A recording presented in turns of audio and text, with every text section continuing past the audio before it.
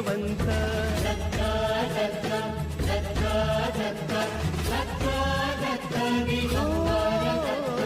अवधूत चिंतन गुरुदेव दत्त गुरु आमचा तू आम्ही भाग्यवंत नसे जन्म मृत्यू नुरे काही खंत न प्रारंभ मध्य नसे काही अंत